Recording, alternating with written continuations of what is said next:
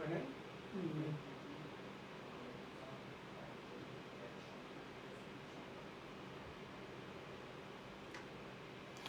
আলাইকুম। ঢাকা সেন্ট্রাল বিশ্ববিদ্যালয়ে ভর্তি যোদ্ধারা, কি অবস্থা তোমাদের? আশা করি তোমরা সবাই ভালো আছো। তোমাদের সাথে আজকে আমি যুক্ত আছি, তোমাদের সোহান ভাইয়া।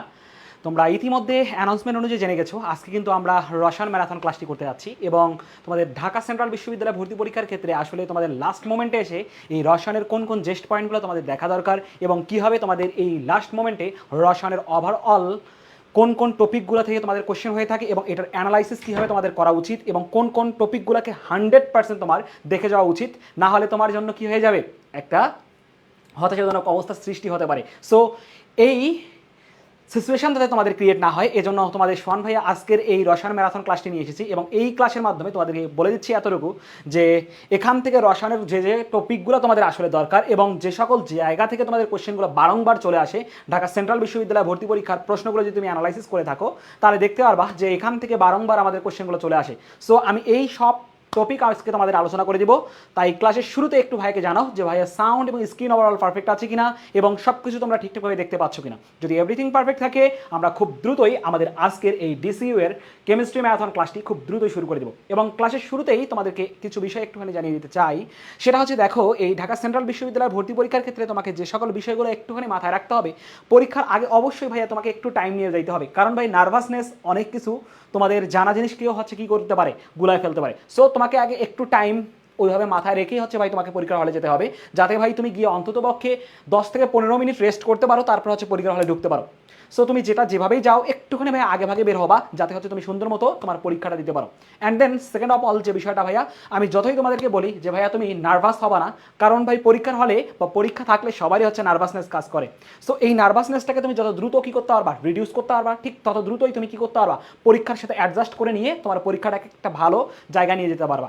এবং তোমরা যারা এসএসসি 25 ব্যাচের শিক্ষার্থীরা রয়েছে এবং তোমাদের ফার্স্ট টাইমার হিসেবে কিন্তু সর্বশেষ এই ভর্তি পরীক্ষাটি হতে যাচ্ছে, সো নিজেকে এমনভাবে একটু প্রিপেয়ার করো এবং লাস্ট মোমেন্টে এমনভাবে পড়াশোনাটা করো যাতে ভাই তোমার এতটুকু আফসোস না হয় যে আমি হয়তো বা আরেকটু পড়ালেখা করলে আমি আমার কাঙ্ক্ষিত সিটটি মানে পেয়ে যাইতাম। সো এইরকম যাতে আফসোস তোমাদের না হয়, এই বিষয়টা তোমরা একটু লক্ষ্য রাখিও। এবং লাস্ট মোমেন্টে তোমাদের জোরালোভাবে একটু বলতেছি যে ভাই প্রিপারেশনটা যাতে তোমার ঠিক যথাযথভাবে হয় এবং পরীক্ষার জাস্ট কোশ্চেন আসলেই যাতে তুমি আনসার করতে পারো, এভাবেই তোমাকে ডিটারমাইন্ড হয়ে তোমাকে ভাই যাইতে হবে। সো একটু সবাই ক্লাসের শুরুতে ভাইকে জানাও যে আসলে এভরিথিং পারফেক্ট আছে কিনা এবং সবাই সব কিছু ঠিকঠাকভাবে দেখতে পাচ্ছ কিনা এবং শুনতে পারছো কিনা। যদি এভরিথিং পারফেক্ট থাকে, আমরা খুব দ্রুতই আমাদের আজকের এই ক্লাসটি শুরু করে দিচ্ছি। এবং আজকের এই ক্লাসের মাধ্যমে আমি তোমাদের টোটালি রসায়নের যে পোষণগুলো তোমাদের দরকার এবং কোন কোন পোষণগুলো থেকে তোমরা কীভাবে অ্যাপ্রোচ করবা তার ওভারঅল আলোচনা করবো। সো একটুখানি ভাইকে জাস্ট বলো যে আসলে সবাই সব কিছু ঠিকঠাকভাবে শুনতে পাচ্ছ এবং দেখতে পাচ্ছ কিনা। যদি এভরিথিং পারফেক্ট থাকে, আমরা খুব দ্রুতই আমাদের ক্লাসটি শুরু করে দিব এখনই। আমরা কালক্ষেপণ করবো না, একটু দ্রুত ভাইকে জানান যে আসলে সব কিছু তোমরা ঠিকঠাকভাবে দেখতে পাচ্ছ কিনা।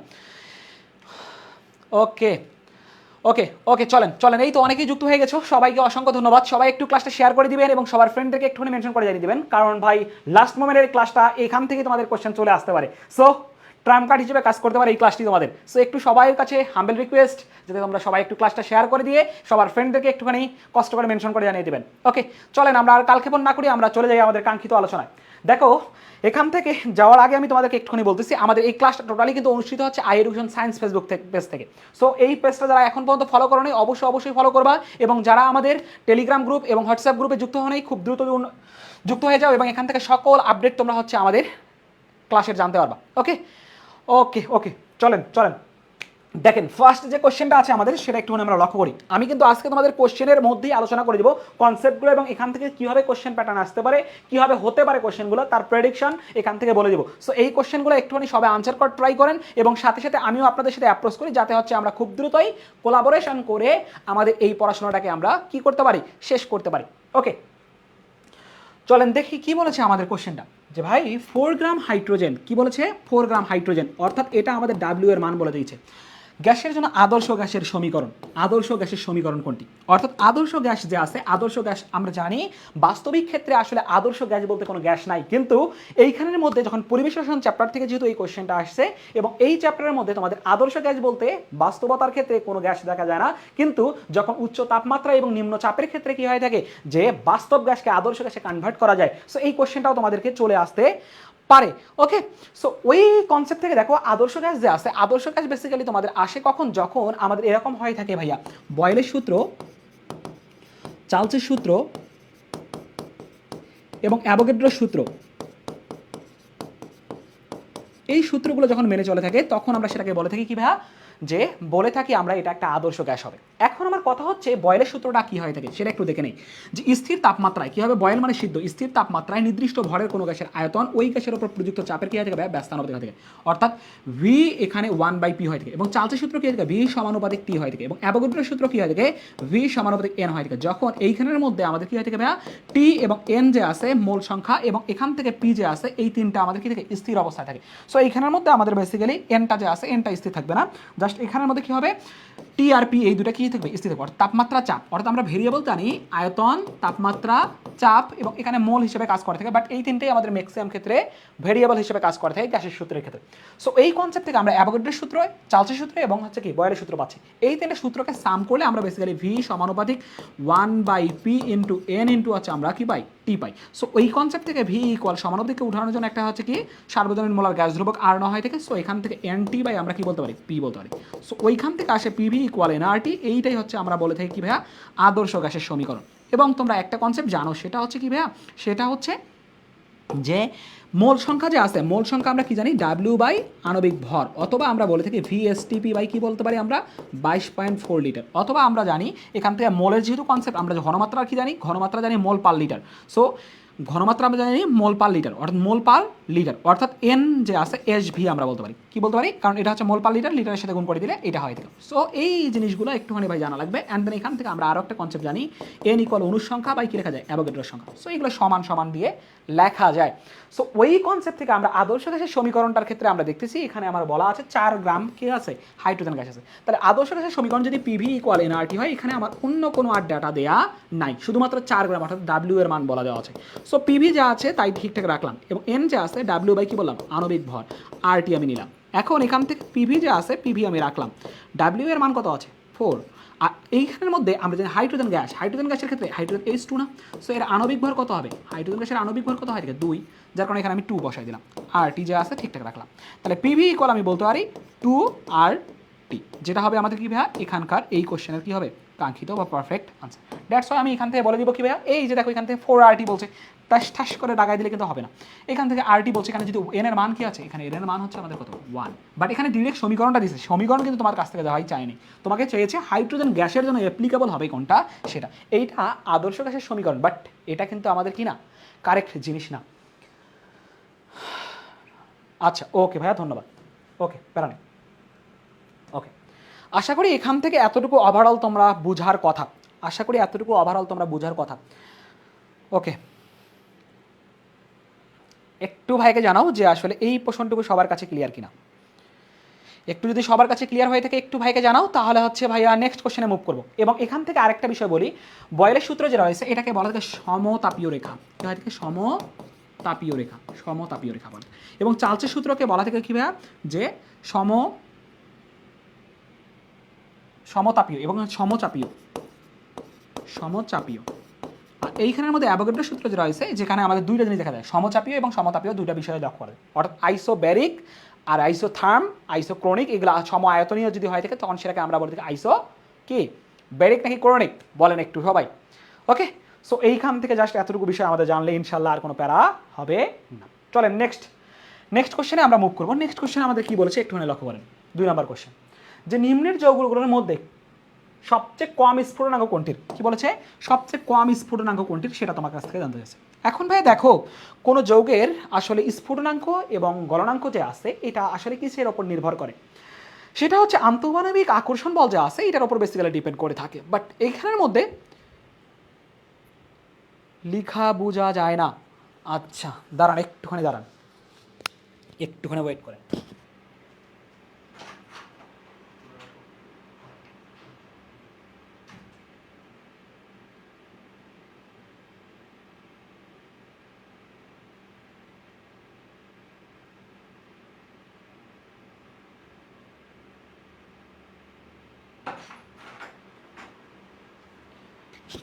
একটু করে ওয়েট করেন, আমরা খুব দ্রুতই হচ্ছে আমাদের এই প্রবলেমটা সলিউশন করতেছি। ওকে, এখন আশা করি আপনারা সবাই সব কিছু একবারে ক্রিস্টাল ক্লিয়ার দেখার কথা। ওকে, এখন হয়তো বা আপনারা সব কিছু ক্রিস্টাল ক্লিয়ার দেখতে পাচ্ছেন। একটু আন্তরিকভাবে দুঃখিত যে আসলে কালার চেঞ্জ না রে ভাই, একটু ক্যামেরায় প্রবলেম হয়েছিল। ওকে, সো কালারের মধ্যে কোনো ঝামেলা ছিল না, বুঝতে পারছি। ওকে চলেন দেখেন কি বলছে ভাইয়া, নিম্নের যৌগগুলোর মধ্যে সবচেয়ে কোনটির কম স্ফুটনাঙ্ক, অর্থাৎ কোনো একটা যৌগ কত তাপমাত্রায় উন্নীত হয়, 100 ডিগ্রি সেলসিয়াস তাপমাত্রা আমরা যেটাকে বলি। যদি পানির ক্ষেত্রে আমরা বলে থাকি তখন আমরা এই কনসেপ্টটা বলে থাকি, বাট যদি পানির ক্ষেত্রে না হয়, এরকমটা হয়ে থাকে, অন্য কোনো পদার্থ হতে পারে, ইথানল এরকম সামথিং লাইক আমাদের পদার্থ হতে পারে, তখন আমাদের স্ফুটনাঙ্ক গলনাঙ্ক এটা বিভিন্ন ধরনের টেম্পারেচারের উপর ডিপেন্ড করে থাকে। এখন এইখানের মধ্যে কোন যৌগগুলো দিয়েছে এবং সেই যৌগগুলোর প্যাটার্নটা কোনটা ফলো করতেছে, এটা মাথায় রেখে তোমাকে এখান থেকে অ্যাপ্রোচ করতে হবে। একটু অনেক লক্ষ্য করো, এখানে কি বলছে ভাই, পেন্টেন, কি বলছে পেন্টেন, এখানে বলছে মিথেন, এখানে বলছে ইথেন, এখানে বলছে বিউটেন, অর্থাৎ সবগুলো হচ্ছে কি আমাদের অ্যালকেন গ্রুপের আওতাভুক্ত। অর্থাৎ অ্যালকেন আমরা কি জানি ভাইয়া, প্যারাফিন যেটাকে বলি, CnH2n প্লাস কি হয় থেকে ভাইয়া 2 না, CnH2n প্লাস 2, এটাকে বলা থাকে অ্যালকেন। এই অ্যালকেন গ্রুপ যে আছে, অ্যালকেন গ্রুপ যদি হয়ে থাকে তাহলে এটার ক্ষেত্রে আসলে কি হবে ভাইয়া, যে কোন যৌগটা আসলে কি দেখা যাবে, সবচেয়ে বেশি গলনাঙ্ক বা স্ফুটনাঙ্ক দেখা যাবে, এইখানের মধ্যে যে কনসেপ্টটা হয়ে থাকে সেটা কনসেপ্টটা জানতে পারলেই খুব সহজেই তুমি কি করতে পারবা, আনসার করতে পারবা। সেটা হচ্ছে এরকম যে ভাইয়া, যার আণবিক ভর যত বেশি, আণবিক ভর যত বেশি, তার গলনাঙ্ক স্ফুটনাঙ্ক তত বেশি। অর্থাৎ এটা কিসের জন্য ভাইয়া, এটা হচ্ছে যদি আমাদের এরকম ঘটনাটা হয়ে থাকে, কীরকম ঘটনা, ঘটনা হচ্ছে এরকম যে ভাইয়া, যার আণবিক ভর যত বেশি সেটা হচ্ছে কি অ্যালকেন গ্রুপ হতে হবে, তাহলে তার কি হবে, গলনাঙ্ক স্ফুটনাঙ্ক বেশি হবে। পেন্টেন আমরা কি জানি, এই যে C5 কি হবে H10, আর এখান থেকে মিথেন কি জানি CH4, এইখানের মধ্যে ইথেন কি জানি C2H কি হবে 2 2 4 5 6, এখান থেকে বিউটেন কি হবে C4H8, এটা হ্যাঁ 4 2 ও সরি, এখানে হবে 12, এইখানের মধ্যে হবে কত আমাদের 10। ওকে, সো এইটা হবে। সো ওই কনসেপ্ট থেকে আমরা এখান থেকে দেখতেছি কি ভাই, ওই যে CnH2n+2 অর্থাৎ 5 2 10 12, আর এখান থেকে হচ্ছে C4 4 2 8 9 10, অর্থাৎ এখানে আমাদের 10 হবে, কি হবে এখানে 10 হবে। তাহলে এখানে আমি বলছি যার আণবিক ভর যত বেশি তার গলনাঙ্ক স্ফুটনাঙ্ক তত বেশি। যদি আমাকে এখানে কোশ্চেনটা একটু চেঞ্জ করে দিত, দিয়ে বলতো যে ভাইয়া কোনটার স্ফুটনাঙ্ক বা গলনাঙ্ক বেশি হবে, তখন তোমরা কি করতা, জাস্ট এই কনসেপ্টটা দিয়ে জাস্ট ঠাস করে কি করতা, আনসার করে দিত। বাট এখানে যেহেতু বলছে কম কোনটার, অর্থাৎ যার আণবিক ভর কম, অর্থাৎ কার্বন সংখ্যা কম, সো এখানে কার্বন সংখ্যা সব থেকে কম কার, মিথেনের কি হয় থাকে 12 4 16 হয় থাকে, বাট বাকি সবগুলো কি হচ্ছে বৃদ্ধি পাচ্ছে। দ্যাটস ওয়াই আমি বলবো কি ভাইয়া, এই মিথেন যে আছে, মিথেনে হচ্ছে আমাদের কি পারফেক্ট আনসার। ওকে, এই তো অনেকেই জোস আনসার দিয়ে দিয়েছো। ওকে ওকে ওকে, সবাই একটু ক্লাসটা শেয়ার করে দেন এবং সবার ফ্রেন্ডদেরকে একটুখানি মেনশন করে জানিয়ে দেন যে আসলে আমাদের ক্লাসটা কিন্তু শুরু হয়ে গেছে। দেখো ভাইয়া, কোশ্চেন তোমাকে দেখতে হবে এবং কোশ্চেন দেখে তোমাকে ভাই জাস্ট গেস করতে হবে আসলে আমার কোন টপিকটা কোন জায়গা থেকে কোশ্চেন চেয়েছে। এই বিষয়টা তুমি যদি ধরতে পারো তাহলে ভাই আমার মোটামুটি প্রবলেম সলভ। মানে এটা হচ্ছে একটু পরে গেলে হচ্ছে বুঝতে পারবা, বা জেনারেলি এই কথাটা বলা হয় থেকে, তুমি যদি কোনো একটা প্রবলেমকে আইডেন্টিফিকেশন সঠিকভাবে করতে পারো তাহলে তোমার অর্ধেক প্রবলেম সলভ করা ডান হয়ে যায়। এটা হচ্ছে মেন বিষয়। অর্থাৎ কোনো একটা প্রশ্ন দেখে তুমি প্রশ্নটা যদি বুঝতে পারো, তার মানে তোমার আনসার কি চেয়েছে সেটা তুমি 50% মোটামুটি ডান করে ফেলছো, বুঝতে পারছো? সো এইটা হচ্ছে কনসেপ্ট। সো দেখো এখান থেকে দেখো, আমি একটুখানি তোমাদেরকে বলি, তোমরা যারা হচ্ছে এখন একটু দ্বিধান্বিত অবস্থায় আছো যে আসলে সেকেন্ড টাইম বিশ্ববিদ্যালয়ে ভর্তি প্রস্তুতির ক্ষেত্রে, অর্থাৎ যেহেতু তোমরা ঢাকা সেন্ট্রাল বিশ্ববিদ্যালয়ে ভর্তি পরীক্ষা দিচ্ছ, সো এই ঢাকা সেন্ট্রাল বিশ্ববিদ্যালয় ভর্তি পরীক্ষাকে একটুখানি ভাই চান্স পাওয়ার পরে একটুখানি সাইডে রেখে, সাইডে কেন বললাম ভাইয়া, যদিও বলাটা ঠিক না, বাট বললাম এই কারণে যে আসলে ভাইয়া দেখো, তুমি আরও একটা ভালো পাবলিক বিশ্ববিদ্যালয়ে চান্স পেতে চাও, নিজের কাঙ্ক্ষিত লক্ষ্যে পৌঁছাতে চাও, হয়তোবা প্রথমবার তোমার একটু ব্যর্থতার কারণে, হয়তোবা গাফিলতির কারণে, হয়তোবা তুমি তোমার কাঙ্ক্ষিত বিশ্ববিদ্যালয়ে কাঙ্ক্ষিত সাবজেক্টটি নিয়ে পড়তে পারো নাই, কিন্তু এখনও তোমার হাতে সুযোগ রয়েছে এসএসসি 25 ব্যাচের শিক্ষার্থীরা, যে তুমি নিজেকে একজন পাবলিকিয়ান হিসাবে প্রতিষ্ঠিত করতে চাও এবং নিজের কাঙ্ক্ষিত সাবজেক্টে পড়ে নিজেকে একজন পাবলিকিয়ান হিসেবে দাবি করতে চাও। সো তাদের জন্য ইতিমধ্যে আমাদের সেকেন্ড টাইম বিশ্ববিদ্যালয় অপটিমিস্টিক ব্যাচ আমাদের লঞ্চ করা হয়েছে এবং সেখানে কিন্তু ইতিমধ্যে ক্লাসও চলমান। তোমরা যারা এখনও এই সুযোগটি কাজে লাগাতে চাও এবং এখান থেকে তোমরা ভর্তি হলে আমাদের লেকচার শিট পেয়ে যাবা, এবং এছাড়াও আমাদের ফিজিক্স কেমিস্ট্রি ম্যাথ বায়োলজি প্রত্যেকটা সাবজেক্টের হচ্ছে 30টা করে লাইভ ক্লাস থাকবে এবং এর থেকে আরও এক্সটেন্ড হবে অবভিয়াসলি। সো তোমরা যারা এখনও এনরোল করো নাই, খুব দ্রুত এনরোল করে ফেলো, এবং তোমাদের এখানে কিন্তু আমাদের কন্টিনিউয়াস লাইভ ক্লাস চলছে পেইড গ্রুপে। সো যারা যারা এই কোর্সে এনরোল করো নাই খুব দ্রুত এনরোল করে ফেলো, এবং এখানে কিন্তু কোর্স ফি আমাদের জাস্ট 3699 টাকায় দিলেই তুমি হচ্ছে তোমার ফ্রি লেকচার শিটও পেয়ে যাবা, প্রিন্টেড লেকচার শিট তোমাদেরকে প্রোভাইড করা হবে। ওকে, দেখেন আমরা 3 নম্বর কোশ্চেনে চলে আসি, একটু কি বলেছে আমাদের একটুখানি দেখেন। প্রমাণ অবস্থা। প্রমাণ অবস্থা মানে কি জানি আমরা? প্রমাণ অবস্থা বলতে বোঝায় আমাদের এসটিপি, কি বোঝায়? এসটিপিকে বোঝায়। প্রমাণ অবস্থা বলতে কি বোঝায় আমাদের? এসটিপিকে বোঝায়। সো প্রমাণ অবস্থা যেহেতু বলছে, সো প্রমাণ অবস্থা আমরা কি জানি? এসটিপিকে বুঝি। সো এসটিপির ক্ষেত্রে আমরা কি জানি ভাই? তাপমাত্রা কত থেকে? 0°C তাপমাত্রা। চাপ কত হয় থেকে ভাইয়া? 101.325 এত প্যাসকেল হয় থেকে, অথবা আমরা বলে থাকি কি ভাই? 1 ATM বলে থাকি। ওকে, এবং এখান থেকে আমরা কি জানি? আয়তন যে আছে এসটিপির ক্ষেত্রে আয়তন কত হয় থেকে? 22.4 এত লিটার হয় থেকে। 22.4 এত কি হয় থেকে? লিটার হয় থেকে। এখন আমার কথা হচ্ছে ভাই, এইখানের মধ্যে প্রমাণ অবস্থায় 1.8 গ্রাম, 1.8 গ্রাম বলার সাথে আমি বুঝে গেছি এটা হচ্ছে কোনো একটা পদার্থের ভর দেওয়া আছে। পানিতে অক্সিজেন, পানি বলার সাথে আমি বুঝে গেছি এইটা হচ্ছে এই যৌগটা H2O। যোগে অক্সিজেন পরমাণুর সংখ্যা কত? কি বলছে? অক্সিজেন পরমাণুর সংখ্যা কত আসলে? এখন আমি কিছুক্ষণ আগে তোমাদেরকে মোল সংখ্যার কনসেপ্ট থেকে একটা বিষয় বলেছিলাম যে আমরা জানি N ইকুয়াল কি লেখা যায়? N ইকুয়াল SV, এবং এখান থেকে অণুর সংখ্যা বা অ্যাভোগাড্রোর সংখ্যা, এখান থেকে আমরা জানি V/STP এর ক্ষেত্রে 22.4 লিটার হয় থেকে, অ্যান্ড দেন এখান থেকে আমরা জানি যে W/M। সো এইখানের মধ্যে আমরা এই কনসেপ্টটা জানি। সো এই কনসেপ্টটা যদি জানি তাহলে এখান থেকে পানির মধ্যে অক্সিজেন পরমাণু কি বলছে? একটা আছে অক্সিজেন পরমাণু। সো এইটা হচ্ছে অণুর সংখ্যা বা অ্যাভোগাড্রোর সংখ্যা। সো এইটা আর এইটার মধ্যে যদি আমরা ডিল করতে পারি তাহলে আমাদের এখান থেকে আমরা খুব সহজেই কী করতে পারবো? আনসারটা করে ফেলতে পারবো। সো এখান থেকে অণুর সংখ্যা যেহেতু আমাদের অক্সিজেনের লাগবে, অণুর সংখ্যা বাই কি বললাম? অ্যাভোগাড্রোর সংখ্যা ইন্টু কি করবো ভাইয়া? কোনো পদার্থের ভর অর্থাৎ W এর মান দেওয়া আছে কি? 1.8 গ্রাম। এবং আমরা জানি পানি যে রয়েছে, পানি এর ক্ষেত্রে অক্সিজেন পরমাণু যেহেতু অক্সিজেন পরমাণু একটা আছে, যার কারণে এখানে আমাদের কোনো ঝামেলা করবে না। তাহলে এখানে আমাদের কোনো ঝামেলা করবে না। সো অক্সিজেন পরমাণু যেহেতু একটা আছে, সো এখান থেকে আমরা টোটাল যে আমাদের কি আছে পানি যে আছে, পানির আণবিক ভর আমরা কত জানি? টোটাল পানির আণবিক ভর হচ্ছে আমাদের কি, কারণ এখানে 1.8 গ্রাম পানিতে, মানে 1 গ্রাম পানিতে, যার কারণে আমি টোটাল পানির কী করতেছি? আণবিক ভর নিচ্ছি। তাহলে টোটাল পানির আণবিক ভর কত?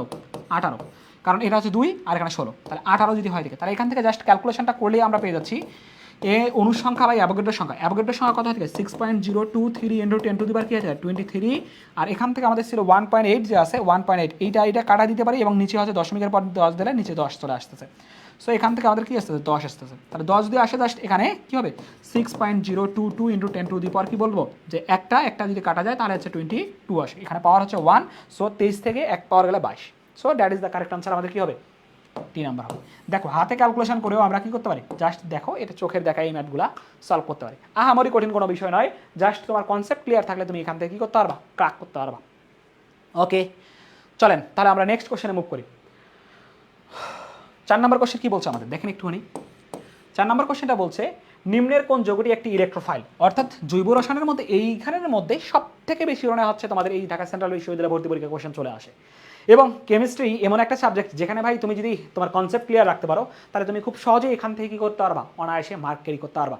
এবং যেটা অন্যান্য সাবজেক্টের ক্ষেত্রে ম্যাথমেটিক্যালি ক্যালকুলেশন করে অনেক কিছু করতে হয়, বাট এখানে খুব চোখের দেখায় কী করা যায়? কোশ্চেনগুলো আনসার করা যায় যদি তোমার জানা থাকে এবং কনসেপ্ট যদি তোমার ক্লিয়ার থাকে। সো এই সাবজেক্টটা সবার জন্য একটা কী হয়ে থাকে? ট্রাম্প কার্ড হিসেবে কাজ করে থাকে। সো দেখো এখান থেকে নিম্নের কোনটি ইলেকট্রোফাইল হিসেবে কাজ করছে। এখন ভাই এখানে ইলেকট্রোফাইল কী জিনিস আসলে? ইলেকট্রোফাইল কি বলছে? ইলেকট্রোফাইল, ইলেকট্রোফাইল, এই ফাইল যে রয়েছে ফাইলটা এসেছে ফিলি থেকে। ফাইলটা এসেছে কি ভাইয়া? ফিলিক থেকে। ফিলিক বা ফাইল এটাকে আমরা বলি প্রেমী, এর অর্থ হচ্ছে কি প্রেমী বা আকর্ষী। প্রেমী বা আকর্ষী। এখন বলতে পারো ভাই প্রেমী বা আকর্ষী আসলে কি জিনিস? অর্থাৎ আকর্ষণ করে যে যাকে, অর্থাৎ ইলেকট্রোফিলিক মানে কি ইলেকট্রনকে আকর্ষণ করে। তাহলে ভাই ইলেকট্রন যে আছে, ইলেকট্রন কি হয় থাকে? নেগেটিভ হয় থাকে। এইটাকে আকর্ষণ করবে কে? অবশ্যই পজিটিভ আকর্ষণ করবে। পজিটিভ আকর্ষণ করবে না? অবশ্যই কী করবে? পজিটিভ আকর্ষণ করবে। কারণ ইলেকট্রোফিলিক কি বলেছি? ইলেকট্রোফিলিক ইলেকট্রনকে আকর্ষণ করে যে, বা ইলেকট্রনকে যে ভালোবাসে, ইলেকট্রনের যত্ন যে নিতে পারে, তাকেই বলতেছি আমরা ইলেকট্রোফাইল। তাহলে নেগেটিভ অর্থাৎ পজিটিভ পার্ট হবে। এখন ভাই এইখানের মধ্যে পজিটিভ পার্টের মধ্যে দেখো যে এইখানের মধ্যে প্রথম অবস্থায় কিছু জিনিসপত্র আমাদের দিছে। এইখানের মধ্যে অ্যালকাইলমূলক যে রয়েছে, অ্যালকাইলমূলকটা আমরা কি বলি? Electron donor. কি হয় থাকে? ইলেকট্রন ডোনার অর্থাৎ ইলেকট্রন দাতা। অর্থাৎ এখানে ইলেকট্রন আছে, আবার তুমি ইলেকট্রন দিবা, তাহলে কি হবে? অবভিয়াসলি হবে না, যার কারণে এই অপশনটা আমাদের হচ্ছে না। পানি যে আছে, পানির মধ্যে দেখো ভাই কি হয় থাকে? অক্সিজেনের মধ্যে 2 জোড়া মুক্ত জোড়া ইলেকট্রন আছে, তাহলে এর তো ইলেকট্রনকে ভালোবাসে। অর্থাৎ ইলেকট্রনকে ভালোবাসে অবশ্যই কি করবে? ইলেকট্রনকে ভালোবাসবে অবশ্যই প্রোটন, কারণ তাই না? কারণ কি? ওই যে বিপরীত। সো দ্যাটস ওয়াই কী করবে? এখানে ইলেকট্রন আছে, ইলেকট্রন থাকলে তো ভাই ভালোবাসতে পারতেছে না। অ্যামোনিয়া যে আছে, অ্যামোনিয়ার ক্ষেত্রে যদি দেখি এক জোড়া মুক্ত জোড়া ইলেকট্রন এখানে কি থাকে? অ্যামোনিয়ার ক্ষেত্রে। অর্থাৎ এখানেও আমি দেখতেছি ইলেকট্রন বিদ্যমান আছে। ইলেকট্রন যদি এখানেও বিদ্যমান থাকে, আমি বলছিলাম ইলেকট্রন আকর্ষী, কি বলছি, ইলেকট্রন ইলেকট্রনকে আকর্ষণ করে থেকে, কি করে থেকে, ইলেকট্রনকে আকর্ষণ করে বা ইলেকট্রনের প্রতি যে যত্নশীল। সো এখানে ইলেকট্রন আছে, আরও যদি যত্ন করতে যায় তাহলে তো মানে তো ঝামেলা হয়ে যাবে। সো এইখানের মধ্যে এটাও আমরা বলতে পারতেছি এটাও হবে না, অর্থাৎ এইটা হচ্ছে লুইস বেস, এটা কি বলতেছি লুইস বেস, এটাও কি হয় থেকে লুইস বেস। এগুলাকে কি বলা থাকে ভাইয়া, এগুলোকে ইলেকট্রোফাইল বলতে পারতেছি না আমরা। তাহলে ইলেকট্রোফাইল কোনটা হবে, অর্থাৎ ইলেকট্রনকে আকর্ষণ করে থাকে, অর্থাৎ ইলেকট্রনকে আকর্ষণ মানে ইলেকট্রনকে রাখার মতো নিজের মধ্যে জায়গা থাকতে হবে, তখন সেটাকে আমরা কি বলতে পারবো, ইলেকট্রোফাইল বলবো। যেমন অ্যালুমিনিয়াম যে আছে, অ্যালুমিনিয়ামের সর্বোচ্চ শক্তিশালী ইলেকট্রন থাকে কয়টা, 3টা ইলেকট্রন থাকে। সো এইখানের মধ্যে ক্লোরিনের সাথে যখন যুক্ত হলো, এখানে ক্লোরিনের সাথে যুক্ত হলো, অর্থাৎ সর্বোচ্চ শক্তিশালী ইলেকট্রন থাকতেছে আমাদের কয়টা, 6টা। বাট এখানে আরও একজোড়া মুক্তদের ইলেকট্রন রাখার মতো কি আছে, তার ক্যাপাবিলিটি আছে, দ্যাটস ওয়াই এটাকে আমরা বলতেছি কি ভাইয়া, ইলেকট্রোফাইল। ওকে, এবং এখান থেকে আরও যদি এরকম অপশন দিত ব্রোন ট্রাইফ্লোরাইড, অর্থাৎ লুইস অ্যাসিডগুলো কি হয় থেকে ভাইয়া আমাদের, লুইস অ্যাসিড যে রয়েছে, লুইস অ্যাসিডগুলো কি হবে আমাদের ভাইয়া, ইলেকট্রোফাইল হিসেবে কাজ করবে। আশা করি এখান থেকে এই কনসেপ্টটা সবার ক্লিয়ার হয়ে গেছে। চলেন নেক্সট 5 নম্বর কোশ্চেনটা কি বলছে একটুখানি লক্ষ্য করো। কার্বনিল যৌগে, অর্থাৎ কার্বনিল মানে কি, কিটোন বা কার্বনিল আমরা যেটাকে বলতেছি, এই কিটোন বা অ্যালডিহাইড যে আছে যৌগে কোন ধরনের বিক্রিয়া প্রদর্শন করে থাকে, যে আসলে এইখানের মধ্যে কোন ধরনের বিক্রিয়াটা কি করবে, এখানে প্রদর্শন করবে। সো একটু ভাইয়া সবাই একটু বলো তো, যে আসলে কি হয় থেকে, আমরা দেখে থাকি যে ভাই কি হয় থেকে, বেনজিন যে আছে, বেনজিনের মধ্যে কি হয় থাকে, বেনজিনের মধ্যে ইলেকট্রোফিলিক এবং কি হয় থাকে, নিউক্লিওফিলিক দুই ধরনের বিক্রিয়া কি দেখা যায়, লক্ষ্য করা যায়। ইলেকট্রোফিলিক এবং নিউক্লিওফিলিক দুই ধরনের কি দেখা যায়, বিক্রিয়া লক্ষ্য করা যায়। বাট এইখানের মধ্যে আমাদের কি বলছে, যে কার্বনিল যৌগে কোন ধরনের কি দেখা যাবে, বিক্রিয়া দেখা যাবে। কি বলছে, কার্বনিল যৌগ যে আছে, এই কার্বনিল যৌগের মধ্যে আসলে কোন ধরনের বিক্রিয়া লক্ষ্য করা যাবে। সো একটু সবাই বলো তো ভাইকে আগে, যে ভাই এটা কি ধরনের বিক্রিয়া লক্ষ্য যাবে কার্বনিল যৌগের মধ্যে। কার্বনিল যৌগ যে আছে, এই কার্বনিল যৌগের মধ্যে আসলে কি ধরনের কি দেখা যাবে, বিক্রিয়া লক্ষ্য করা যাবে। কার্বনিল বলতে আমরা কি বুঝি, কিটোনকে বুঝি। ওকে, সবাই একটু আনসার দেওয়ার ট্রাই করেন। দেখেন এখান থেকে আমরা কি দেখবো, কার্বনিল যে আছে, কার্বনিল গ্রুপে, এইখানের মধ্যে কার্বনিল গ্রুপ যে আছে, কার্বনিল গ্রুপের মধ্যে কি দেখা যাবে, কার্বনিল গ্রুপের মধ্যে কার্বন পরমাণু যে রয়েছে, এই কার্বন পরমাণু আংশিকভাবে ঋণাত্মক আধানযুক্ত হয়, কি হয়, ইলেকট্রন সমৃদ্ধ নিউক্লিওফাইল সহজেই কি করতে পারে, আক্রমণ করে, এখানে কি করে থাকে, যে আমাদের সংযোজন বিক্রিয়া ঘটে, অর্থাৎ মানুষের সাথে কি করে থাকে, অ্যাট্রাক্ট হয়ে যায়, কি হয় থেকে, অ্যাট্রাক্ট হয়, অর্থাৎ পার্শিয়ালি পজিটিভ এবং পার্শিয়ালি নেগেটিভ এখানে সৃষ্টি হয় থেকে, যার কারণে কি হয় থেকে, যে এখানে সংযোজন বিক্রিয়া ঘটবে। কি সংযোজন বিক্রিয়া, আমাদের নিউক্লিওফিলিক সাবস্টিটিউশন যেটা হচ্ছে প্রতিস্থাপন বিক্রিয়া হয়ে দেখায়, সেটা হচ্ছে বেনজিনের মধ্যে দেখা যায়। সো ইলেকট্রোফিলিক প্রতিস্থাপন যে রয়েছে, ইলেকট্রোফিলিক প্রতিস্থাপন এবং ইলেকট্রোফিলিক সংযোজন বিক্রিয়া যে আছে, এইখানের মধ্যে আমরা বেসিক্যালি দেখবো কি ভাইয়া, যে কার্বনিল গ্রুপ যে আছে, কার্বনিল গ্রুপের মধ্যে কি দেখা যায়, কার্বনিল গ্রুপের মধ্যে আমাদের বেসিক্যালি যে কার্বন পরমাণু যে রয়েছে, এই কার্বন পরমাণু আংশিকভাবে কি থাকে, ঋণাত্মক আধানযুক্ত হয়, এইটা কি আংশিকভাবে ঋণাত্মক আধানযুক্ত লক্ষ্য করা যায়, এবং যার কারণে নিউক্লিওফিলিক কি দেখা যাবে ভাই, এখান থেকে নিউক্লিওফিলিক সংযোজন দেখা যাবে। নেগেটিভ যেহেতু, সো নেগেটিভ হওয়ার কারণে কি হয়ে নিউক্লিয়াস, ওই যে নিউক্লিয়াসের মধ্যে পজিটিভ থাকে, যার কারণে নিউক্লিওফাইল কি হবে, এই কারণে ইলেকট্রোফাইল হতে পারবে না, ইলেকট্রোফাইল হতে পারবে, অর্থাৎ নিউক্লিওফিলিক হবে। এবং নিউক্লিওফিলিকের মধ্যে কি থাকে, সরাসরি বিক্রিয়াটা ঘটে থাকে, যার কারণে এটা কি হবে ভাইয়া, নিউক্লিওফিলিক সংযোজন দেখা যাবে। ওকে, নিউক্লিওফিলিক সংযোজন দেখা যাবে। ওকে, চল এখান থেকে কি বলছে 6 নম্বর কোশ্চেনটা একটু লক্ষ্য করি আমরা, যে ভাই আসলে আমাদের কি বলেছে 6 নম্বর কোশ্চেন। সেটা বলেছে যে প্রাকৃতিক পলিমার কোনটি, যে আসলে প্রাকৃতিকভাবে পলিমার আসলে কোনটি। আমরা বিভিন্ন ধরনের হচ্ছে পলিমার দেখি, নাইলন যে আছে এখান থেকে, তারপর হচ্ছে পলিথিন, এরকম বিভিন্ন ধরনের আমরা কি দেখি ভাইয়া, যে আসলে পলিমার দেখে থাকি। এখন এই পলিমারগুলোর মধ্যে হচ্ছে প্রাকৃতিক মানে আমাদের আর্টিফিশিয়ালি সৃষ্ট নয় এরকম, যেমন আমরা জানি পলিভিনাইল ক্লোরাইড, যেটাকে আমরা বলতেছি পলিভিনাইল ক্লোরাইড, ভিনাইল ক্লোরাইড যে রয়েছে, এই পলিভিনাইল ক্লোরাইডকে আমরা কি বলে থাকি, পিভিসি বলে থাকি। কারণ এইটা হচ্ছে কি একটা আর্টিফিশিয়াল হয়, কি থাকে, এটা আর্টিফিশিয়াল। এখন আর্টিফিশিয়াল হয়, বাট নাইলন যে রয়েছে, নাইলনের তৈরি আমরা কি থেকে, নাইলন যে সুতার মতো দিয়ে তৈরি হয় থাকে, এটাও আমাদের কি থেকে, আর্টিফিশিয়াল হয় থাকে। ওকে, তারপর হচ্ছে কি ভাইয়া, এখান থেকে দেখো পলিথিন যে রয়েছে, পলিথিনও তো কি হয় থাকে, আর্টিফিশিয়াল হয় থাকে। সো এটাও আর্টিফিশিয়াল, কিন্তু স্টার্চ বা শ্বেতসার যে আছে, স্টার্চ বা কি বলে থাকে, শ্বেতসার যে রয়েছে, এই শ্বেতসারটা খেয়ে থেকে ভাইয়া আমাদের, যে ভাইয়া এটা আমাদের অবভিয়াসলি কি হয় থেকে, প্রাকৃতিক পলিমার হয় থেকে, কি হয় থেকে, প্রাকৃতিক পলিমার হয় থেকে। কারণ এইটা আমরা শ্বেতসার চাইলেও কি করতে পারি না ভাইয়া, তৈরি করতে পারি না, এবং এটা উদ্ভিদ থেকে প্রাপ্ত। কি হয় থেকে শ্বেতসার, সেটা হচ্ছে আমাদের অবভিয়াসলি কি ভাইয়া, উদ্ভিদ থেকে।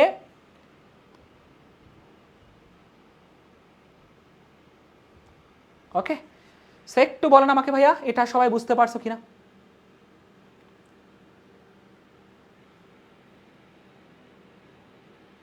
ওকে, চলেন চলেন চলেন আমরা নেক্সট কোশ্চেনে চলে যাবো।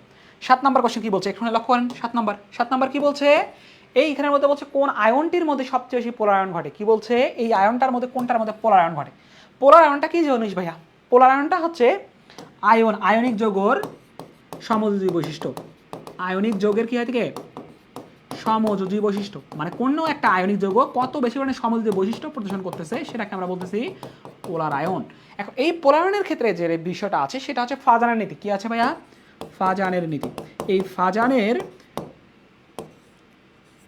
ফাজানের নীতি যে আছে, এই ফাজানের নীতি থেকে আমরা বেসিক্যালি এখান থেকে দেখি যে আসলে কোনটা কি হবে ভাইয়া, পোলারায়ন সব থেকে বেশি হবে।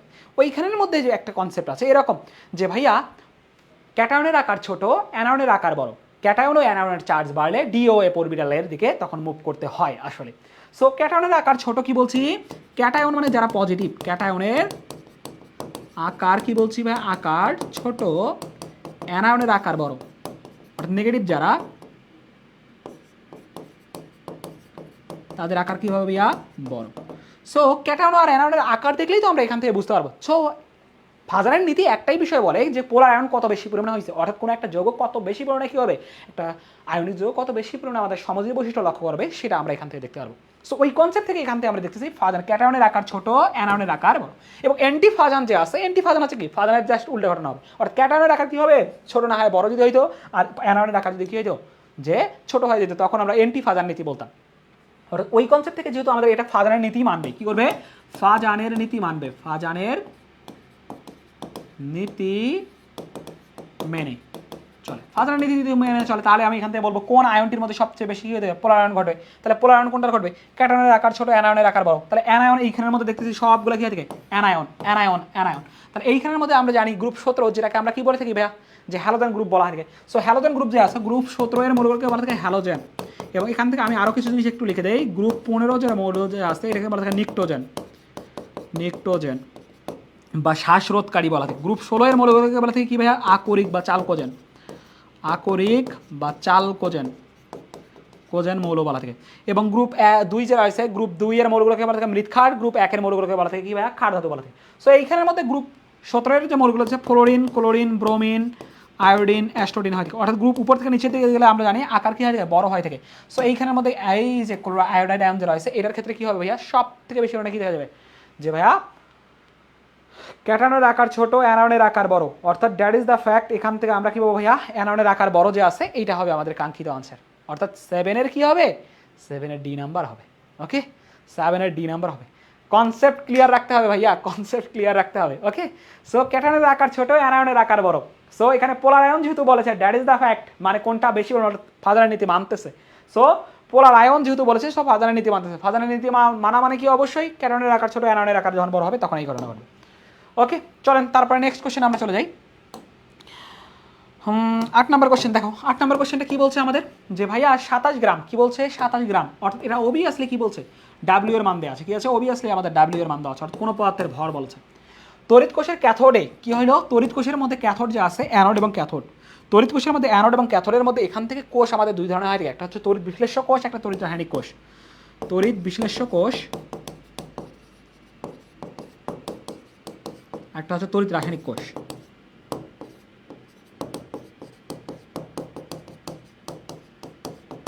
এখন তড়িৎ বিশ্লেষ্য কোষ এবং তড়িৎ রাসায়নিক কোষের মধ্যে আসলে ঘটনা কি ঘটে থাকে। তড়িৎ বিশ্লেষ্য কোষ এবং তড়িৎ রাসায়নিক কোষের মধ্যে এইখানের মধ্যে আমাদের তড়িৎ বিশ্লেষ্য কোষ থেকে যে ঘটনা ঘটে থাকে, আর তড়িৎ রাসায়নিক কোষ থেকে কি ঘটনা, অর্থাৎ তড়িৎ রাসায়নিক শক্তি থেকে আমাদের বিদ্যুৎ শক্তি উৎপন্ন হয় থাকে, বাট এখানে বিদ্যুৎ শক্তি থেকে রাসায়নিক শক্তিতে উৎপন্ন হয় থাকে। এখন ঘটনা হচ্ছে তড়িৎ বিশ্লেষ্য কোষ এবং তড়িৎ রাসায়নিক কোষের মধ্যে অ্যানোড এবং ক্যাথোড থাকে। এইখানের মধ্যে অ্যানোড যে আছে, অ্যানোডটা কি হয় থাকে, পজিটিভ হয় থাকে। অ্যানোড কি হয় থাকে, পজিটিভ হয় থাকে। ক্যাথোড কি হয় থাকে ভাই, নেগেটিভ হয় থাকে। এখন এখানের মধ্যে কথা হচ্ছে এইখানের মধ্যে ঠিক এটা উল্টা ঘটনা এখানে ঘটে থাকে। বাট অ্যানোডে সবসময় কী ঘটে থাকে ভাইয়া, অ্যানোডে সবসময় জারণ ঘটে, অ্যানোডে জারণ। আর ক্যাথোডে কী হয় থাকে, বিজারণ। ক্যাথোডে বিজারণ ঘটে। এখন আমার কথা হচ্ছে এইখানের মধ্যে ক্যাথোডে জমা হয় কি পরিমাণ, অর্থাৎ তোমরা জানো ওইখানের মধ্যে একটা কনসেপ্ট তোমাদের দেওয়া ছিল, সেটা হচ্ছে তড়িৎ রাসায়নিক চ্যাপ্টারের মধ্যে। সো ওই কনসেপ্ট থেকে তোমরা জানো যে আসলে এখানে আমরা দেখে থাকি যে কোনো একটা তড়িৎদ্বারের মধ্যে কি পরিমাণ পদার্থ জমা হবে সেটা আসলে ওই তড়িতের মধ্য দিয়ে প্রবাহিত বিদ্যুতের পরিমাণের উপর নির্ভর করে থাকে, যেটাকে আমরা কি বলে থাকি কিউ সমানুপাতিক কি হয়ে থাকে, যে কিউ এর সাথে সমানুপাতিক সম্পর্ক, ডাব্লিউ সমানুপাতিক কি হয়ে থাকে, ডাব্লিউ সমানুপাতিক কি হয়ে থাকে, কিউ হয়ে থাকে। সো এখান থেকে পরবর্তীতে MIT EF এরকম আমাদের নিয়ে আসা হয়। ওকে, সো ওই যে Q equal W equal MIT/EF নেওয়া হয়, বাট আমরা এখানে জেনারেলি যে ফর্মেটটা ইউজ করবো কিউ ইকুয়াল ENF এই ফর্মেটটা ইউজ করবো, এই ফর্মেটটা ইউজ করবো। এবং আমরা কিউ ইকুয়াল কি জানি ভাইয়া, কিউ ইকুয়াল জানি আমরা IT, অর্থাৎ একক প্রস্তুতের ক্ষেত্রফলের মধ্যে দিয়ে প্রবাহিত তড়িৎ প্রবাহকে আমরা কি বলে থাকি ভাইয়া, চার্জ, যে কি পরিমাণ চার্জ প্রবাহিত হলো সেটা আমরা হচ্ছে তড়িৎ প্রবাহ বলে থাকি, অর্থাৎ কিউ ইকুয়াল IT আমরা জানি। সো এখন যেহেতু আমাদের ক্যাথোডে কি পরিমাণ জমা হবে, বিদ্যুৎ জমা হবে, যেহেতু এখানে ফ্যারাডে এককে সবগুলো দেওয়া আছে, কি আছে, ফ্যারাডে এককে সবগুলো দেওয়া আছে। তার অ্যালুমিনিয়াম যেহেতু মৌলটা আছে, অ্যালুমিনিয়ামের ক্ষেত্রে তুল্য সংখ্যা আমরা কত জানি, কারণ অ্যালুমিনিয়াম কি হচ্ছে 3+, অর্থাৎ আমরা জানি তুল্য সংখ্যা হচ্ছে কি ভাইয়া, যতটা ইলেকট্রন আদান প্রদান ঘটলো, অর্থাৎ এখানে 3টে ইলেকট্রন আদান প্রদান ঘটছে, that is the fact. Q আমাদের বের করতে হবে, এবং এর মান হচ্ছে কি 3, এবং এন যে রয়েছে 27 গ্রাম, অ্যালুমিনিয়াম ডাব্লিউ বাই কি করে আণবিক ভর, এটার মান কত দেওয়া আছে ভাই 27 গ্রাম, এবং আমরা জানি আণবিক ভর অ্যালুমিনিয়ামের কত হয় থেকে 27 হয় থেকে, এবং এখানে F, so Q equal ENF। So এখান থেকে আমাদের কি হবে ভাই 27, অর্থাৎ 3 ফ্যারাডে আমাদের কি লাগবে, বিদ্যুতের প্রয়োজন হবে, অর্থাৎ এখান থেকে আনসার আমরা পেয়ে যাচ্ছি 3 জাস্ট ফ্যারাডে, 3 ফ্যারাডে, যেটা প্রথমেই আমাদের আনসার দেওয়া ছিল। ওকে, সো জাস্ট একটুখানি চোখে দেখলেই তোমরা হচ্ছে এই কোশ্চেনগুলো আনসার করতে পারো। ওকে, সো একটু ভাইকে বলো যে আসলে এটা সবাই বুঝতে পারছেন কিনা, কারো কোথাও কোনো জায়গায় কোনো ডাউট আছে কিনা, একটু জাস্ট ভাইকে বলো যে এটা সবাই ক্লিয়ারলি বুঝতে পারছেন কিনা। এটা বেসিক্যালি তোমাদের তড়িৎ রসায়ন চ্যাপ্টার থেকে এসেছিল, সো একটুখানি জাস্ট ভাইকে বলো।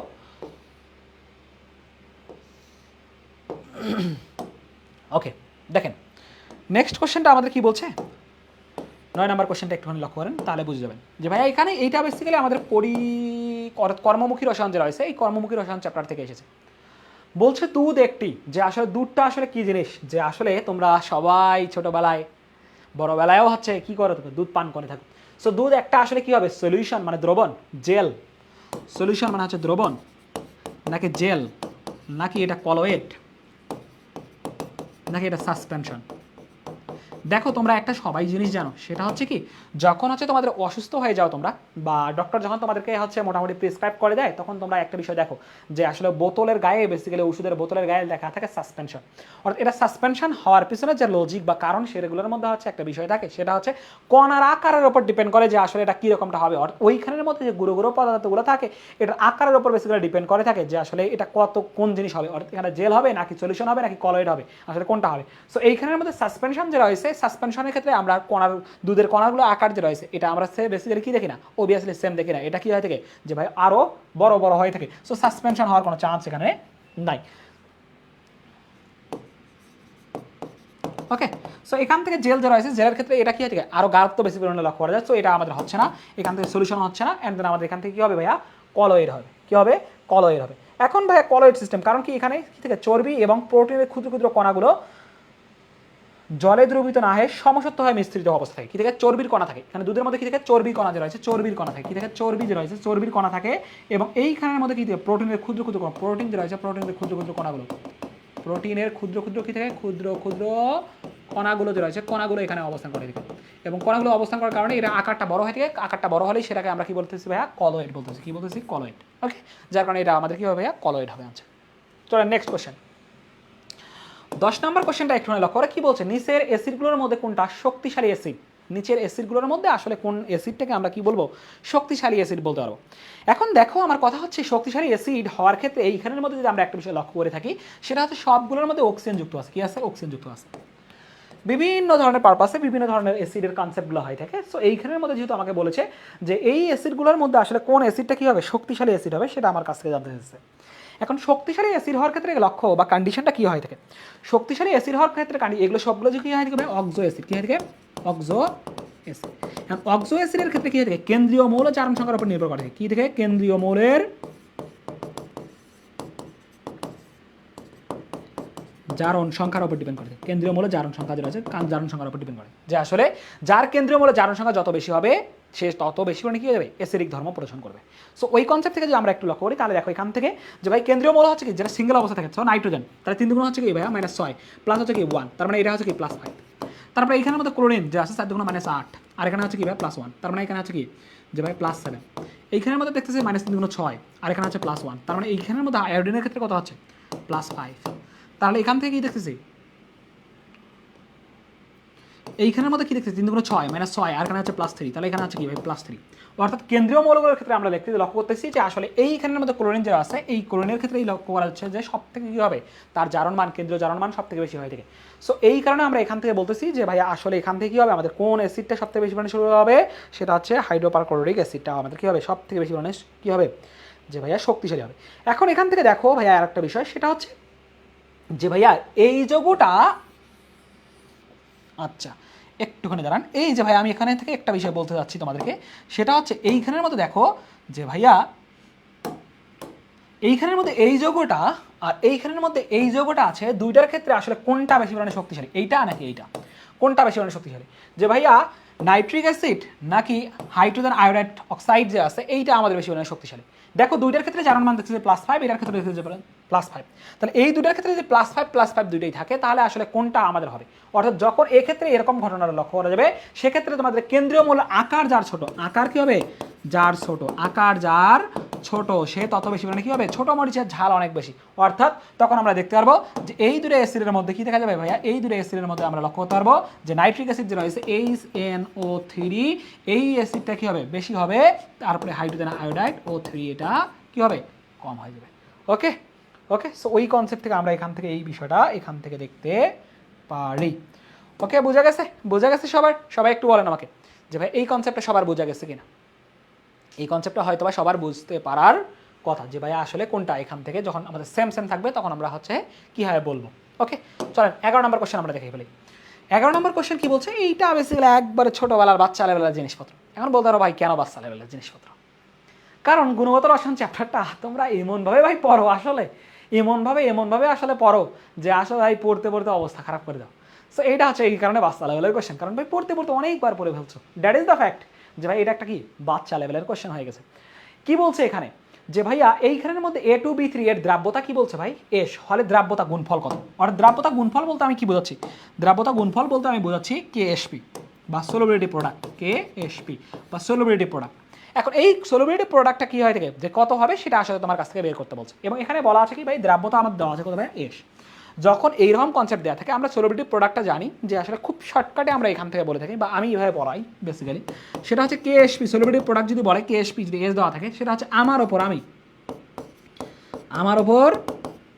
আমি, তারপরে তোমার ওপর কি দেবো ভাইয়া তুমিকে দেবো, তারপরে দুইজনের মধ্যে কি আছে ভাই কমন পার্ট কি দ্রাব্যতা এস না, সো এস হবে কি তুমি প্লাস আমি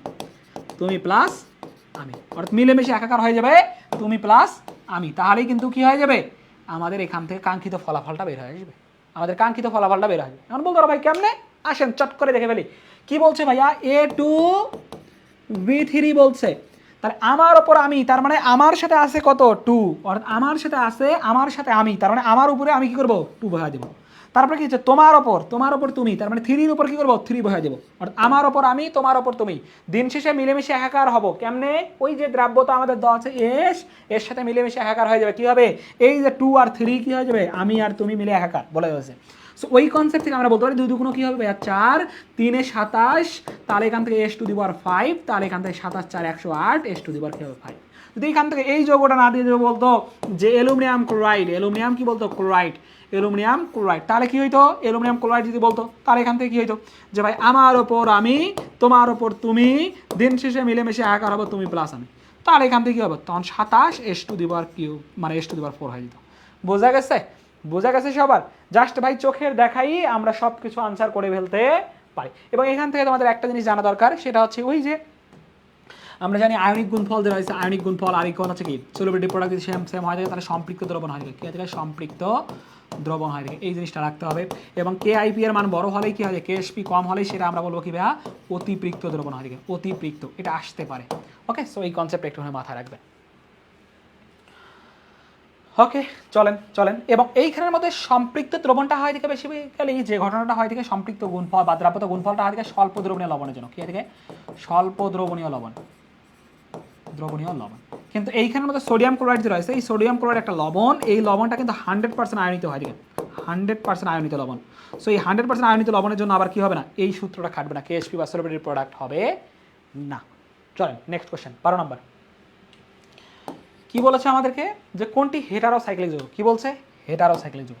এখন জানো তোমরা যে আসলে যৌগ যে আসে জৈব যৌগকে বিভিন্নভাবে ক্লাসিফাইড করা যায়, বিভিন্ন ওয়েতে বা বিভিন্ন অ্যাঙ্গেলে হচ্ছে ক্লাসিফাইড করা যায়, কিন্তু এইখানের মধ্যে বলছে হেটারোসাইক্লিক, অর্থাৎ সাইক্লিক মানে হচ্ছে যে চাক্রিক আমরা যেটাকে বলি, অর্থাৎ এর মেইন ফ্রেম বা মেইন কাঠামো যে আছে এই মেইন কাঠামোর মধ্যে হেটারো আমরা জানি হোমো বায়োলজির মধ্যে পড়ছিলাম হোমোসাইক্লিক, হেটারোসাইক্লিক, হোমোজেনাস, হেটারোজেনাস এই কনসেপ্টগুলো পড়ছিলা বা ইন ফিউচারে পড়বা।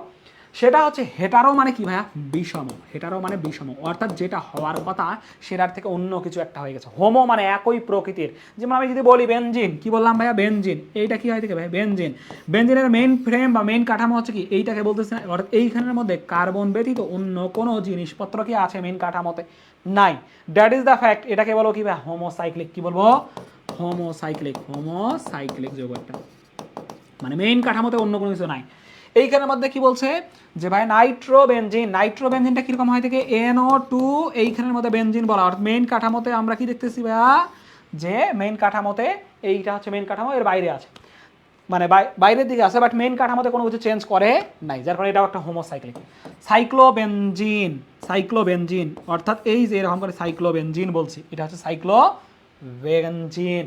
ন্যাপথেলিন যে আছে, ন্যাপথেলিন কি হয় থাকে ভাই, দুইটা বেনজিন বলা যদি পরস্পরের সাথে যুক্ত হয়ে থাকে সেইটাকে আমরা কি বলে থাকি, ন্যাপথেলিন বলে থাকি। আর এখানে যদি এরকম হয় থাকে অ্যান্থ্রাসিন, যেটাকে আমরা বলে থাকি তিনটা বেনজিন বলা যদি যুক্ত হয় থাকে তখন সেটাকে আমরা বলে থাকি অ্যান্থ্রাসিন।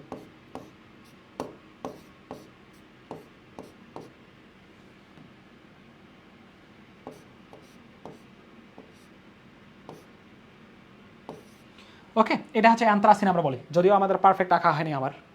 সো এইটা আমরা বলে থাকি। সো এইখান থেকে আমরা দেখতেছি এদের বেনজিন বলা মেইন কাঠামোর মধ্যে কোনো কিছু নাই, বাট ফিউরান যে যোগটা আছে, ফিউরান যোগটা যদি তুমি লক্ষ্য করো তাহলে এখান থেকে দেখতে পারবা যে এইটা হয় থেকে আমাদের এরকম এখানে দ্বিবন্ধন থাকে দুই দিকে।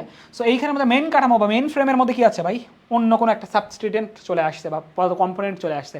সো ফিউরানটা হচ্ছে কি ভাই আমাদের হেটারোসাইক্লিক। ন্যাপথেলিন যে আছে, ন্যাপথেলিনের ক্ষেত্রে এন চলে আসে। পিরিডিন যে আছে এগুলোর ক্ষেত্রে কি আছে ভাই, মেইন কাঠামোর মধ্যে অন্য কোনো একটা সাবস্টেন্স যদি চলে আসে তখন সেটাকে আমরা বলে থাকি ভাই হেটারোসাইক্লিক, হেটারোসাইক্লিক। সো এটা হচ্ছে আমাদের হেটারোসাইক্লিক যৌগ। সো একটু ভাইকে বলো এটা সবাই বুঝতে পারছেন কিনা, কারো কোথাও কোনো জায়গায় কোনো ডাউট আছে কিনা যে ভাইয়া এটা সবার কনসেপ্ট ক্লিয়ার কিনা।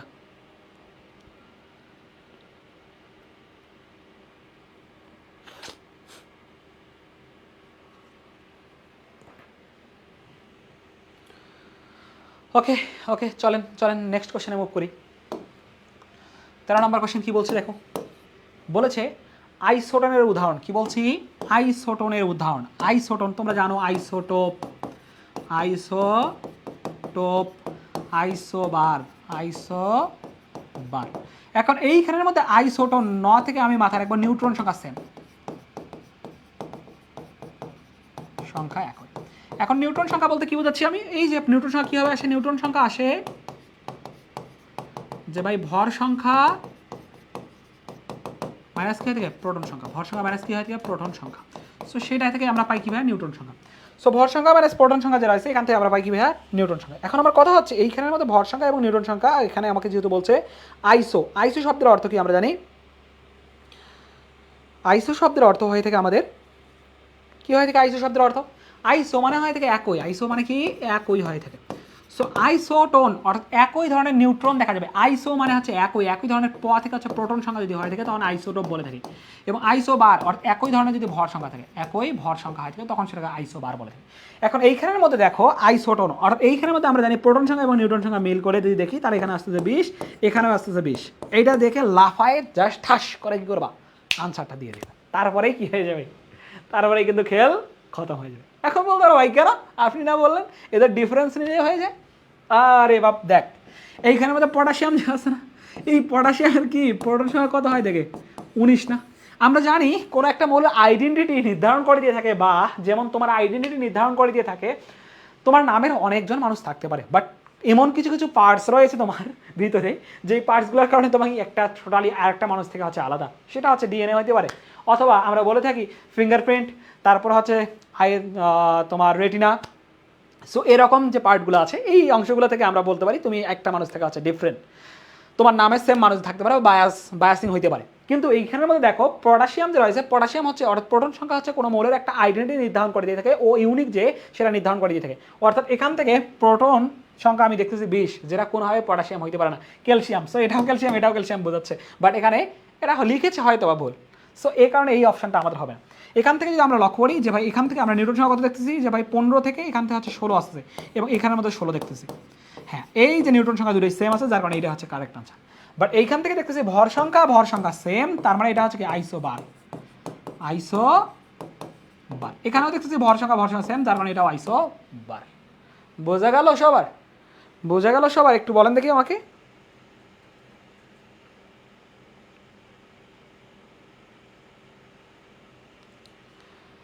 সবাই একটু ভাইকে বলো এটা সবাই বুঝতে পারছেন কিনা, কারো কোথাও কোনো জায়গায় কোনো ডাউট আছে কিনা? আইসিটিতে কেমনে চলে গেলাম?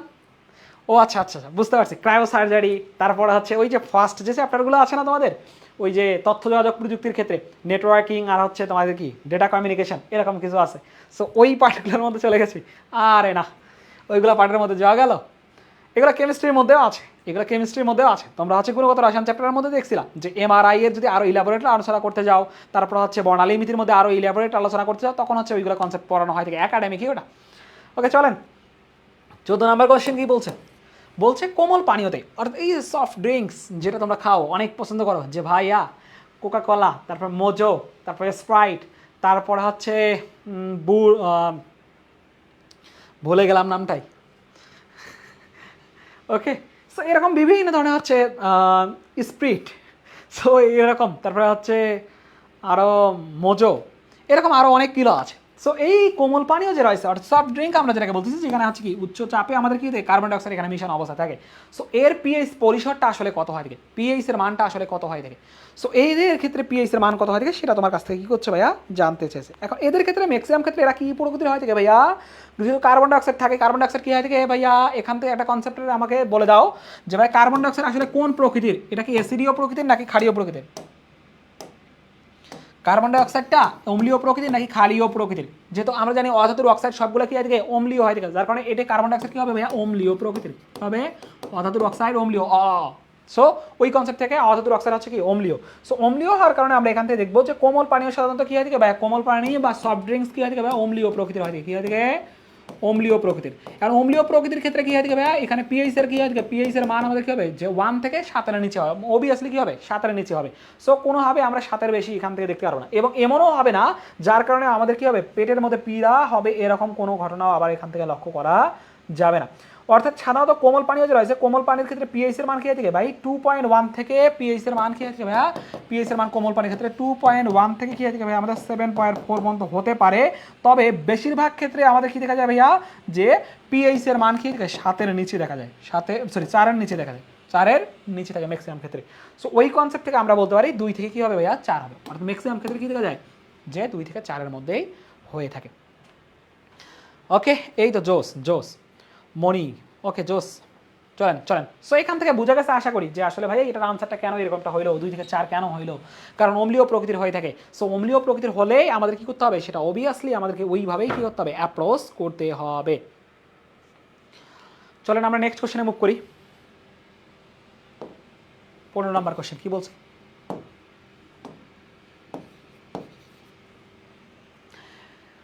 নিম্নের কোন মূলকটি বেনজিন বলয় সক্রিয়কারী, অর্থাৎ নিচের কোন মূলকটি বেনজিন বলয় কি করে থাকে ভাই সক্রিয় করে থাকে। অর্থাৎ বেনজিন বলয়ের মধ্যে হচ্ছে আমরা জানি দুইটা মূলক থাকে, একটা হচ্ছে অর্থপ্যারা নির্দেশক আর একটা হচ্ছে মেটা নির্দেশক। অর্থাৎ বেনজিন বলয়কে সক্রিয় করার জন্য দুই ধরনের আমাদের গ্রুপ থাকে সক্রিয় করার জন্য, অর্থাৎ সক্রিয় অথবা নিষ্ক্রিয় করার জন্য। অর্থাৎ বেনজিন বলয়কে সক্রিয় অথবা নিষ্ক্রিয় করার জন্য একটা হচ্ছে অর্থপ্যারা নির্দেশক থাকে, প্যারা একটা হচ্ছে মেটা নির্দেশক। এই মেটা নির্দেশক যে রয়েছে, মেটা নির্দেশকটা যে কাজ করে থাকে সেটা হচ্ছে নিষ্ক্রিয় করে থাকে, আর অর্থপ্যারা কি থাকে ভাই সক্রিয় করে থাকে। এখন অর্থপ্যারাগুলো কারা কারা হয় থাকে, যাদের মধ্যে দেখবা সিঙ্গেল বন্ধন আছে তারাই কি থাকে যে ভাই অর্থপ্যারা হয় থাকে। আর মেটা নির্দেশক যে রয়েছে যারাও কি হয় থাকে ভাইয়া ডাবল বন্ড অথবা ত্রিপল বন্ধন থাকে, এদের মধ্যে কি দেখা যায় ভাইয়া মেটা নির্দেশক দেখা যায়। বাট অর্থপ্যারা নির্দেশক আছে, কিন্তু ওই যে বললাম সরিষার মাঝেও হচ্ছে কি দেখা যায়, ভূত দেখা যায়। সো এরকম কন্ডিশন থেকে এখান থেকে বেসিক্যালি বলা যায় যে আসলে অর্থোপ্যারা নির্দেশক যেমন হ্যালোজেন মৌলগুলো সিঙ্গেল বন্ধনে হয়ে থাকে, বাট সেটা কি থাকে, বেনজিন বলাকে কি থাকে ভাই নিষ্ক্রিয় করে থাকে, কি থাকে নিষ্ক্রিয় থাকে। বাট অর্থোপ্যারা নির্দেশক কিন্তু বেনজিন বলাকে কি থাকে নিষ্ক্রিয় করে থাকে। অর্থাৎ এখানে অর্থোপ্যারা নির্দেশকদের হচ্ছে সক্রিয় করে থাকে। সক্রিয় কি করবে অবভিয়াসলি, সক্রিয় সিঙ্গেল বন্ধন থাকতে হবে। সিঙ্গেল বন্ধন এই যে দেখো ক্লোরিনের মধ্যে কি আছে সিঙ্গেল বন্ধন আছে, আমি আগেই বলে দিয়েছি। সক্রিয় অর্থোপ্যারা নির্দেশক, অর্থোপ্যারা নির্দেশক কি হয় থাকে অর্থোপ্যারা নির্দেশক, কিন্তু কি থেকে নিষ্ক্রিয় করে থাকে, কি থেকে নিষ্ক্রিয় করে থাকে। অর্থাৎ ফ্লোরিন ক্লোরিন ব্রোমিন আয়োডিন এগুলো সবাই। বাট এইখানের মধ্যে থেকে দেখি অ্যালডিহাইড যে রয়েছে এই যে সি, এটা যে ভেঙে ফেলি যে ডাবল বন্ড ও এইচ, অর্থাৎ দ্বিবন্ধন আছে, দ্বিবন্ধন থাকলে আমাদের কি হবে না, সেটা সক্রিয় হতে পারবে। সাইনাইড যে রয়েছে এইখানের মধ্যে দেখো সি ট্রিপল বন্ড এন এইখানের মধ্যে আছে, সো এখানে ট্রিপল বন্ধন আছে, যার কারণে এটাও আমাদের হবে না। এইখানের মধ্যে দেখো যে মিথিলিন যে রয়েছে এইখানের মধ্যে আমরা দেখবো মিথাইল মূলক যে রয়েছে, মিথাইল মূলকের ক্ষেত্রে যে হাইড্রোজেন, এখানে একটা হাইড্রোজেন, এখানে একটা হাইড্রোজেন, অর্থাৎ সিঙ্গেল বন্ধন ছাড়া কোনো আলাপ চলবে না। সো এই কারণে আমাদের কি হবে, এইটাই হচ্ছে এখানকার কাঙ্ক্ষিত আনসার বা কারেক্ট আনসার। ওকে, চলো নেক্সট কোশ্চেনে মুভ করি। 17 নম্বর। নেক্সট কোশ্চেনে যাওয়ার আগে আর একটুখানি তোমাদেরকে বলে নেই, তোমরা যারা সেকেন্ড টাইম বিশ্ববিদ্যালয় ভর্তি পরীক্ষার প্রস্তুতি নিতে যাচ্ছ এবং নিজেকে একজন পাবলিকান হিসেবে প্রতিষ্ঠিত করতে যাচ্ছ, মা বাবার স্বপ্ন যে আসলে আমার ছেলেটা হয়তো বা মেয়েটা অবশ্যই কোনো একটা পাবলিক বিশ্ববিদ্যালয়ে চান্স পাবে এবং পাবলিক বিশ্ববিদ্যালয়ের ট্যাগটা নিজের সাথে লাগাতে চাও, এবং এই ট্যাগটা এমন একটা ট্যাগ যেটা ভাই তুমি তোমার মৃত্যুর পর পর্যন্ত কী হবে, এটা ভাই থেকে যাবে, এটা আসলে শেষ হওয়ার কিছু না। সো তোমরা যারা প্ল্যান করতেছো যে আসলে এটাকে একটা ব্যাকআপ রেখে তুমি পরবর্তীবার প্রিপারেশন নিবা, আসলে তোমাদের প্রিপারেশনগুলো কীভাবে নেওয়া দরকার এবং কীভাবে কোন কোন জায়গাগুলো তুমি প্রথমবার ভুল করেছিলে এবং সেখান থেকে তোমার শিক্ষা গ্রহণ করে আসলে কীভাবে তোমার প্রস্তুতিটাকে জোরালো করা যায়, সেজন্য আমরা আই এডুকেশন থেকে ইতিমধ্যে তোমাদের জন্য second time optimistic batch launch করে দিয়েছি। সো তোমরা যারা যারা এনরোল করো নাই খুব দ্রুত এনরোল করে ফেলো, এবং এই কোর্সের বিস্তারিত তোমরা আমাদের আই এডুকেশন অথবা আই এডুকেশন সায়েন্স ফেসবুক পেজে নক দিলেই তোমরা হচ্ছে বিস্তারিত জেনে যাবা। ওকে, এবং এই কোর্সের সাথে কিন্তু আমরা printed lecture sheet physics chemistry math biology provide করতেছি, এবং যারা অপশনাল সাবজেক্টের পরিবর্তে বাংলা অথবা ইংলিশ দেখাবে তাদের জন্য আমাদের কী থাকবে, প্রিন্টেড লেকচার শিট প্রোভাইড করা হবে, এবং যেখানে এক্সাম সিস্টেম এবং তোমাদের বেসিক টু অ্যাডভান্স যা যা প্রশ্ন দরকার ফিজিক্স কেমিস্ট্রি ম্যাথে এবং বায়োলজিতে যা যা দরকার সব কিছু আমরা কী করবো, প্রোভাইড করবো তোমাদেরকে। সো এখানে আমাদের কোন কোশ্চেনটা বলছে একটুখানি লক্ষ্য করি আমরা, যে আসলে 16 নম্বর কোশ্চেন কী বলছে আমাদের, যে নিম্নের কোন মূলকটি বেনজিন বলায় সক্রিয়কারী। এইখানের মধ্যে কোন বলাটা আসলে সক্রিয় করবে, কোন মূলকটি আসলে সক্রিয় করবে। সো একটু সবাই আনসার দেন দেখি এটা।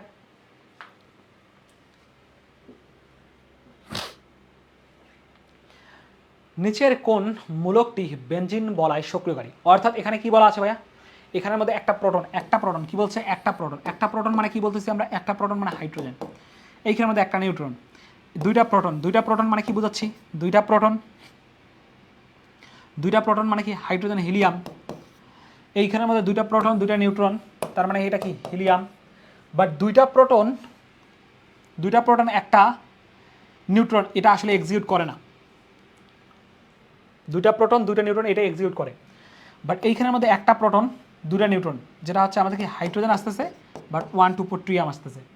এখন বেনজিন বলাই যে রয়েছে, বেনজিন বলাকে সক্রিয় করার জন্য কী করতে হবে ভাইয়া, বেনজিন বলাকে সক্রিয় করার জন্য আমাদেরকে যে কাজটা করতে হয় সেটা হচ্ছে বেনজিন বলাইকে আমরা জানি সক্রিয় করার হচ্ছে সিঙ্গেল বন্ধন থাকতে হয়, অর্থাৎ সিঙ্গেল অবস্থা থাকতে চায়, অর্থাৎ সিঙ্গেল অবস্থা থাকতে চাওয়া মানে হচ্ছে নিষ্ক্রিয়, সিঙ্গেল অবস্থা থাকতে চাওয়া মানে কি নিষ্ক্রিয়, অর্থাৎ সিঙ্গেল বন্ধন বলছিলাম না, অর্থাৎ নিষ্ক্রিয় অবস্থা থাকতে চায় বা নিষ্ক্রিয় অবস্থা থাকতে চাওয়ার প্রবণতা লক্ষ্য করা যায়। এইখানের মধ্যে হিলিয়াম যে আছে 2 কী হবে 4 হয়ে যাবে, অর্থাৎ এটা হচ্ছে একটা নিষ্ক্রিয় কী হয় থেকে ভাইয়া, নিষ্ক্রিয় গ্রুপের মৌল হয় থেকে, এবং যেটা বেনজিন বলা কী করবে, সক্রিয় করে তুলবে, বেনজিন বলা কী করবে, সক্রিয় করে তুলবে, যার কারণে এখানে দুইটা নিউট্রন দুইটা প্রোটন এই জিনিসটা আমাদের কী করবে, বেনজিন বলাকে সক্রিয় করে তুলবে। 17 নম্বর কোশ্চেন দেখেন, কোনটি অধিক সমযোজী। ওই যে আমি কিছুক্ষণ আগে একটা কোশ্চেনের আনসার তোমাদেরকে করে দিয়েছিলাম যে আসলে কোনটি অধিক সমযোজী, অর্থাৎ কোন আয়নিক যৌগটি অধিক সমযোজী, সেটা হচ্ছে ফাজলার নীতি দিয়ে প্রকাশ করা যায়,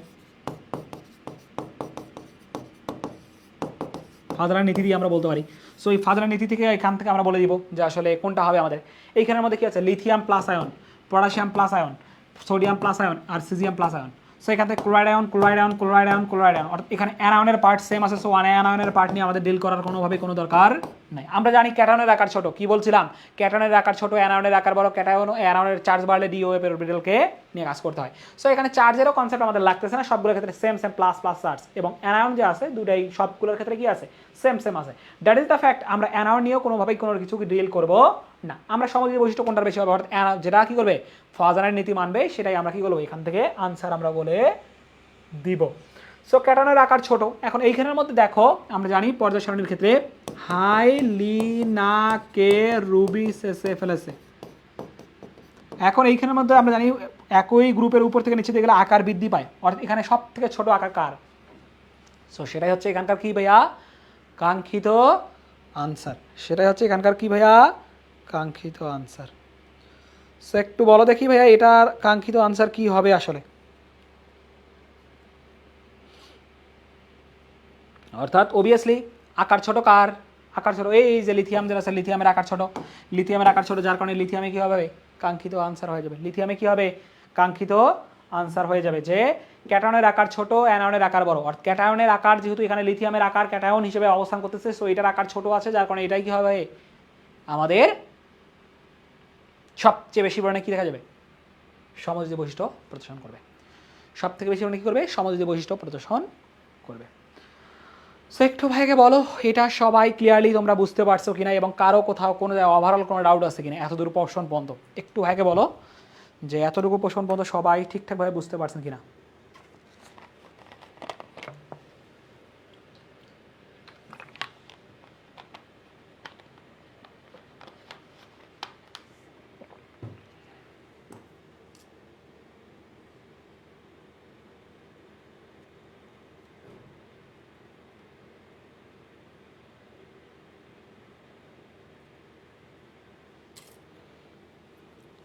ওকে চলেন চলেন, হ্যাঁ ভাইয়া 17 এই হবে। ওকে চলেন 18 নম্বর কোশ্চেন চলে যায়। 18 নম্বর কোশ্চেন কি বলছে, নিম্নলিখিত জারণ বিজারণ বিক্রিয়ায় উৎপাদ সমূহ কী কী হবে, অর্থাৎ পটাশিয়াম কী দেওয়া আছে ডাইক্রোমেট, এর সাথে সালফ্রিক অ্যাসিড এবং ফেরাস সালফেট যা আছে এদের বিক্রিয়া ঘটাইছে। এখন এইখানের মধ্যে আসলে আমরা জানি কোনটার ক্ষেত্রে জারণ ঘটে আর কোনটার ক্ষেত্রে বিজারণ ঘটে। আমরা জানি এই যে ফেরাস সালফেট যেটা আছে Fe2+, এখান থেকে কী হবে Fe3+ পরিণত হবে এবং পটাশিয়াম ডাইক্রোমেট যা আছে এদের মধ্যে হচ্ছে কি তুল্য সংখ্যা যেটা আছে তুল্য সংখ্যার এক্সচেঞ্জ ঘটে। এটা তুল্য সংখ্যা কত হয় থেকে ভাই তুল্য সংখ্যা হয় থেকে 1, বাট এটার তুল্য সংখ্যা কত হয় থেকে পটাশিয়াম ডাইক্রোমেটের তুল্য সংখ্যা কত হয় থেকে যে ভাই যেহেতু তোমাদের তুল্য সংখ্যার কনসেপ্টও এখানে চাই নাই, তোমাদের এখান থেকে জাস্ট কি হচ্ছে ডিরেক্ট আনসার বের করতে বলছে, অর্থাৎ এখান থেকে Fe2SO4 3 আমাদের লাগবে, Fe2SO4 3 এইটা হবে এবং পানি উৎপন্ন হবে। আমরা জানি বাই প্রোডাক্ট হিসেবে আমাদের পানি উৎপন্ন হয় এবং পটাশিয়াম যে রয়েছে পটাশিয়াম সালফেট উৎপন্ন হবে। কী হবে পটাশিয়াম সালফেট, এই যে K2SO4 এই পটাশিয়াম সালফেট উৎপন্ন হবে এবং Fe2SO4 3 এবং এখানে ক্রোমিয়াম সালফেট যা আছে ক্রোমিয়াম সালফেট আমাদের উৎপন্ন হবে। অর্থাৎ এইখানের মধ্যে আসলে আমাদের কী কী উৎপন্ন হবে সেটা একটু লক্ষ্য করেন। এখান থেকে দেখো আমরা জানি যে পটাশিয়াম ডাইক্রোমেট যে রয়েছে এই পটাশিয়াম ডাইক্রোমেটের ক্ষেত্রে তুল্য সংখ্যা কত হয় থেকে যে ভাইয়া তুল্য সংখ্যা হয় থেকে 6, এই 6টা এইটার তুল্য সংখ্যা কত হয় থেকে 6, বাট আমরা জানি তুল্য সংখ্যার কী হয় থেকে এক্সচেঞ্জ ঘটে থেকে, তুল্য সংখ্যার কী হয় থেকে এক্সচেঞ্জ ঘটে থেকে, এটা যদি তুল্য সংখ্যা 6 হয় থেকে তাহলে মানে এই 6টা কী হবে এখানে যাবে আর এটা তুল্য সংখ্যা হচ্ছে 1 তার কারণে এটা 1-এ যাবে। এখন এইখানের মধ্যে কি উৎপন্ন হবে পটাশিয়াম ডাইক্রোমেট যে রয়েছে পটাশিয়াম ডাইক্রোমেট K2Cr2O7 এবং এখান থেকে ফেরাস সালফেট যে রয়েছে পটাশিয়াম সালফেট আগে ডিরেক্টলি উৎপন্ন হবে, পটাশিয়ামের সাথে কী হবে সালফেট যুক্ত হয় K2SO4 উৎপন্ন হবে, পটাশিয়াম সালফেট উৎপন্ন হবে এবং আয়রন কী হবে Fe3+ পরিণত হবে, কী হবে Fe3+ পরিণত হবে, আর Fe2SO4 3 আমাদের উৎপন্ন হবে, Fe2SO4 3ও এখান থেকে কী হবে উৎপন্ন হবে। ওকে এখন এখান থেকে Fe2SO4 3 উৎপন্ন হবে এবং ক্রোমিয়াম সালফেটও উৎপন্ন হবে, কী হবে ক্রোমিয়াম SO4 3, এখানে ক্রোমিয়াম 2SO4 3 উৎপন্ন হবে, ক্রোমিয়াম 2SO4 3 উৎপন্ন হবে এবং এখানে সাথে কী হবে আমাদের বাই প্রোডাক্ট হিসেবে এই যে এখানের মধ্যে কত অনুপানি আছে 7 অনুপানি আছে, যার কারণে 7 অনু কী হবে এখানে সাথে পানি উৎপন্ন হবে। অর্থাৎ আমি দেখতেছি potassium sulphate ferrous sulphate chromium sulphate এবং সাথে পানি উৎপন্ন আছে। এইখানের মধ্যে পটাশিয়াম আছে পটাশিয়াম আয়রন আছে পটাশিয়াম আছে কি আছে ক্রোমিয়াম আছে কিন্তু আয়রন নাই, ক্রোমিয়াম আছে আয়রন আছে পানি আছে, কিন্তু আমাদের লাগবে কি পটাশিয়াম লাগবে ক্রোমিয়াম লাগবে ফেরাস লাগবে অ্যান্ড দেন হচ্ছে কি এখান থেকে ফেরিক লাগবে অ্যান্ড দেন এখান থেকে আমাদের কী লাগবে পানি লাগবে। সব 4টা উপাদানে আমাদের এখানে আছে, এইটা হচ্ছে আনসার। ওকে সো এখানে যা যা উপাদান আছে উপাদান থেকেই তো সেইগুলাই তো কী হবে তৈরি হবে। সো ওই কনসেপ্ট থেকে আমরা হচ্ছে এখান থেকে এটা বলে দিতে পারি যে আসলে এই কোশ্চেনের আনসার কী হবে। সো একটু ভাইকে বলো যে এটা সবাই বুঝতে পারছেন কিনা, কারো কোথাও কোনো জায়গায় কোনো ডাউট আছে কিনা, সবাই ঠিকঠাকভাবে প্রত্যেকটা পোর্শন ক্লিয়ারলি বুঝতে পারছেন কিনা।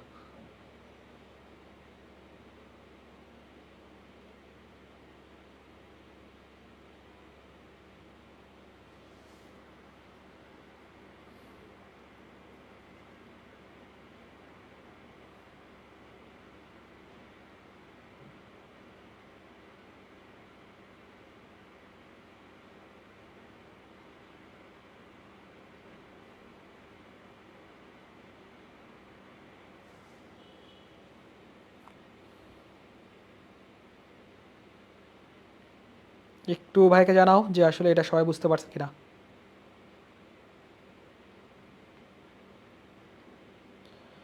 একটু দ্রুত ভাইকে জানাতে হবে যে এটা সবার ক্লিয়ার কিনা।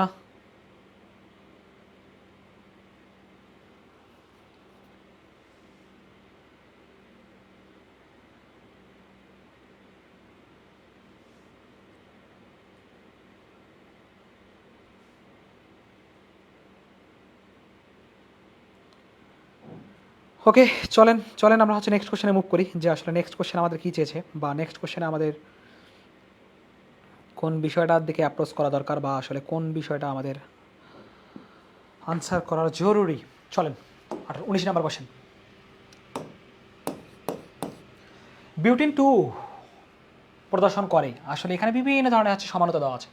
কারণ এই বিউটিন টু আসলে কোন ধরনের যৌগ প্রদর্শন করে থাকে। বিউটিন কি বলছে, বিউটিন অর্থাৎ যৌগটা আগে তোমাকে ডিফাইন করতে হবে, তাহলে তুমি বলে দিতে পারবা। বিউটিন অর্থাৎ ইন মানে দ্বিবন্ধন, দ্বিবন্ধন।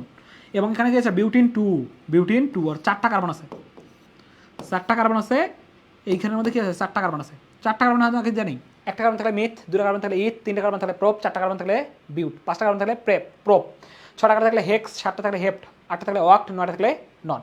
সো ওই কনসেপ্ট থেকে আমরা এখান থেকে বিউটিন টু আর বিউট মানে হচ্ছে 4টা কার্বন আছে, এবং বিউটিন টু আর 2 নম্বর কার্বনের মধ্যে 1 নম্বর কার্বন 2 নম্বর কার্বন বললাম। তাহলে এখানের মধ্যে কি হবে, CH3 হবে, এখানে আমাদের কি হবে 2টা 3টা 4টা, এখানে একটা হাইড্রোজেন থাকবে, এইখানের মধ্যে কি আছে 2 3, এখানে একটা হাইড্রোজেন থাকবে, এবং এইখানের মধ্যে কি হবে CH3 একটা।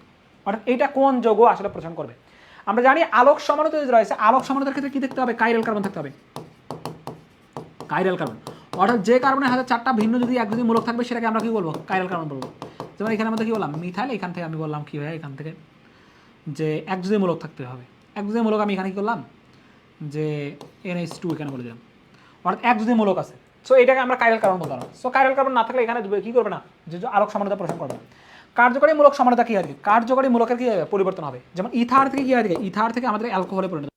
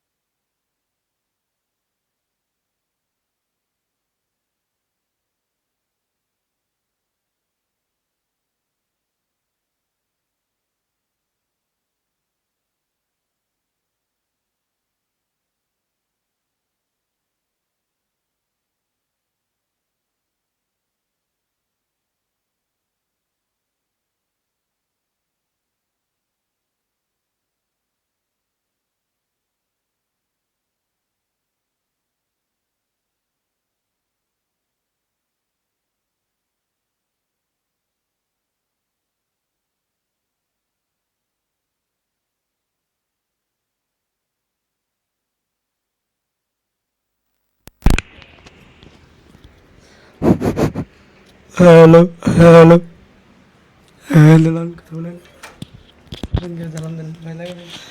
এই কি অবস্থা, সবাই চলে আসেন, ভয় পাওয়ার কিছু নেই। ভাইয়া হঠাৎ করে নাই হয়ে যে গিয়েছিল মনে হয়, ওকে এরকমটা মনে হইতে পারে আপনাদের, বাট এখন ভাইয়া আবার ব্যাক করছে। সো হতাশ হওয়ার কিছু নেই, জীবনে এরকম আপস ডাউন আসবেই। পরীক্ষা হলে সবারই এরকম হয়, আমার যেমন কালকে পরীক্ষা, কালকে আমার 4 ঘন্টা ল্যাব এক্সাম আছে, বাট তবুও তোমাদের যেহেতু পরীক্ষা কালকে তোমাদের মেবি, সো এই দায়িত্ববোধের জায়গা থেকে বেসিক্যালি আমার চলে আসা আজকে এই ক্লাসটা নেওয়া, আদারওয়াইজ পোস্টপোন করতাম। বাট তোমাদেরও পরীক্ষা আমারও পরীক্ষা, অ্যাট এ টাইম পড়ে গেছে, কিছু করার নাই আসলে। সো ভাইয়ের জন্য দোয়া করি অবশ্যই, কালকে আমার পরীক্ষা আছে সকাল 11টায়। ওকে দেখেন কি বলছে, কোন কার্যকরীমূলকটি মেটা নির্দেশক, আসলে কোন কার্যকরীমূলকটি মেটা নির্দেশক। আমি বলছিলাম দুই ধরনের নির্দেশক হয়ে থাকে, একটা হচ্ছে অর্থপ্যারা নির্দেশক আর একটা কি হয়ে থাকে ভাইয়া, মেটা নির্দেশক হয়ে থাকে। এখন অর্থপ্যারা নির্দেশক যেটা হচ্ছে বেঞ্জিন বলাকে কি করে থাকে ভাইয়া, সক্রিয় করে থাকে, আর মেটা নির্দেশক যেটা হচ্ছে কি আমাদের বেঞ্জিন বলাকে নিষ্ক্রিয় করে দিয়ে থাকে। এবং মেটা নির্দেশকের ক্ষেত্রে আমি বলছিলাম দ্বিবন্ধন এবং ত্রিবন্ধন হতে হবে। তার এইখানে আমাদের মেটা নির্দেশক অ্যালকোহল যে আছে, অ্যালকোহলকে যদি আমরা ভেঙে ফেলি তাহলে এখান থেকে ও এসেছে, অর্থাৎ সিঙ্গেল বন্ধন, যার কারণে এটা হচ্ছে অর্থপ্যারা নির্দেশক। এইখানের মধ্যে ক্লোরিন যে আছে, ক্লোরিন এটাও কি থেকে ভাই অর্থপ্যারা নির্দেশক। এইখানের মধ্যে দেখো অ্যামোনিয়া যে রয়েছে অ্যামিন, সেটা হচ্ছে হাইড্রোজেন, এখানে হাইড্রোজেন, আর এটা হচ্ছে কি ভাই অর্থপ্যারা নির্দেশক। এই তিনটা হচ্ছে অর্থপ্যারা নির্দেশক, অর্থাৎ মেটা নির্দেশক হয়ে থাকে, বাট মেটার মতো কাজ করে থাকে ক্লোরিন, কিন্তু অর্থপ্যারা নির্দেশক হয়ে থাকে। কিন্তু নাইট্রোমূলক যে আছে এন ডাবল বন যে আছে, নাইট্রোজেনে কি থাকে ভাইয়া দ্বিবন্ধন থাকে। এখন এইখানের মধ্যে একটা অক্সিজেন কি থাকে সন্নিবেশ সমাধি বন্ধনের মাধ্যমে কি থাকে এখানে যুক্ত হওয়ার অবস্থা থাকে। সো এইখানের মধ্যে আমরা দেখতে থাকি যে আসলে এটা কি হচ্ছে দ্বিবন্ধন আছে, দ্বিবন্ধন বিদ্যমান থাকার কারণে আমরা এটাকে বলবো কি ভাইয়া, এটা হচ্ছে আমাদের কি একটা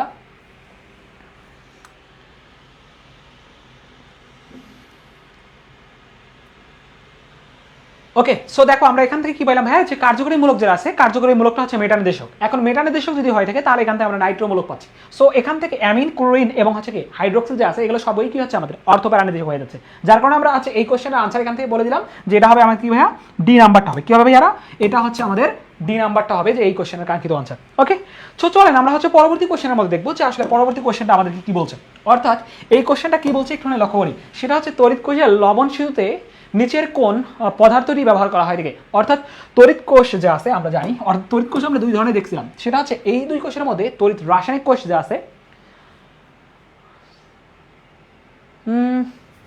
তো সাউন্ড তো এখন আসার কথা,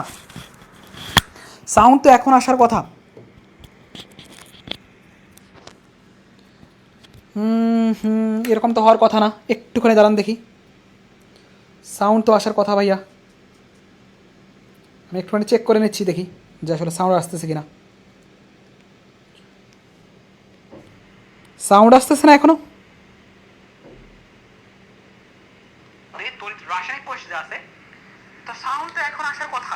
এই যে দেখো তোমাদের সাথে আমি ক্লাস দেখছি, বুঝছো ভাইয়ারা সাউন্ড আসতেছে তো, এরকম তো হওয়ার কথা না, একটুখানি দাঁড়ান দেখি। ওকে সাউন্ড ক্লিয়ার আছে ভাইয়া, সাউন্ড ক্লিয়ার আছে, তোমার হয়তো বা নেট সমস্যা বা নেট একটু তোমার ঝামেলা করতে, একটু ক্লাস থেকে বের হয়ে আবার হচ্ছে ভাই ক্লাসের মধ্যে ঢুকো, তাহলে দেখবা যে হচ্ছে নেট তুমি ঠিকঠাক পাচ্ছ, তখন হচ্ছে সাউন্ড তুমি ক্লিয়ারলি শুনতে পারবা। ওকে, সো দেখো এখান থেকে কি বলছে, তড়িৎ রাসায়নিক কোষ আমরা জানি তড়িৎ বিশ্লেষক কোষ হয়ে থাকে এবং তড়িৎ রাসায়নিক কোষ হয়ে থাকে। তড়িৎ রাসায়নিক কোষের ক্ষেত্রে বেসিক্যালি কি হয়, লবণ সেতু ব্যবহার করা হয় থাকে, যাতে হচ্ছে অ্যানোড এবং ক্যাথোডের মধ্যে কি থাকে ভারসাম্য বজায় রাখা যায়। এই ভারসাম্য বজায় রাখতে গিয়ে আমরা কি করে থাকি ভাইয়া,